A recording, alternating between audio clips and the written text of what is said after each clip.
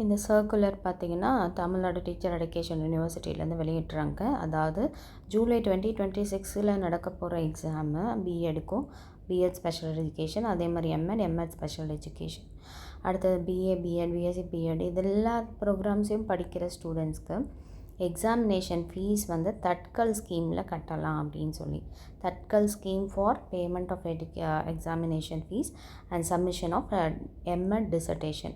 So எம்எட்டோட டிசர்டேஷனையும் நீங்கள் எப்படி சப்மிட் பண்ணணும் அப்படிங்கிறதையும் இங்கே கொடுத்துருக்குறாங்க. It is hereby inform to all affiliated colleges of education that students of B Ed எல்லா ஸ்ட்ரீமும் அவங்க எல்லாருமே என்ன இன்ஃபார்ம் பண்ணியிருக்காங்க அப்படின்னா, யார் இன்னும் எக்ஸாம் ஃபீஸ் கலெக்ட் பண்ணலை அந்த காலேஜஸ்க்கு எல்லாத்துக்கும் என்ன சொல்லியிருக்காங்க, தட்கல் ஸ்கீமில் நீங்கள் வந்து எக்ஸாமினேஷன் ஃபீஸை பே பண்ணலாம். தட்கல் ஃபீ எவ்வளோ அப்படின்னா 2000 rupees பர் ஸ்டூடெண்ட்டுன்னு கொடுத்துருக்காங்க. இப்போ நீங்கள் அரியர் எக்ஸாம் வச்சுருக்கீங்க, எக்ஸாமினேஷன் ஃபீஸ் கட்டல, இல்லை ரெகுலர் எக்ஸாமினேஷன் இருக்கே பட் எக்ஸாம் ஃபீஸ் கட்டல, நான் எக்ஸாம் எழுதணும்னு நினைக்கிறேன் அப்படின்னு நினைக்கிற ஸ்டூடெண்ட்ஸ்க்கு ஒரு ஆப்பர்ச்சுனிட்டி கொடுத்துருக்காங்க. எக்ஸாம் ஃபீஸ் வந்து ஏன்னா லாஸ்ட் டேட் இனிமேல் எக்ஸ்டெண்ட் பண்ண மாட்டேன்னு சொன்னாங்க.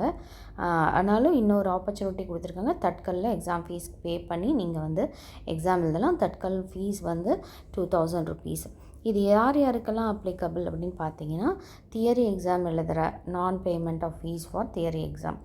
என்னென்ன தியரி எக்ஸாம் நீங்கள் எழுதுறேன்னு நினைக்கிறீங்க, அதுக்கு வந்து எக்ஸாம் ஃபீஸ் கட்டாமல் இருக்கீங்க, அவங்களுக்கு இது அப்ளிகபிள். அதே மாதிரி வைவா வாய்ஸ் அதுக்காக ஃபீஸ் கட்டாமல் இருக்கிற எம்எட் ஸ்டூடெண்ட்ஸ் அவங்களும் அதுக்கு நீங்கள் கட்டலாம். அதே மாதிரி எம்எட் டிசர்டேஷனுக்கு சப்மிட் பண்ணாமல் இருக்கீங்க, நான் சப்மிஷன் அண்ட் லேட் சப்மிஷன் யாராவது இருக்கீங்கன்னா அவங்களுக்கும் இந்த எல்லாமே அப்ளிகபிள். Tatkal fees applicable.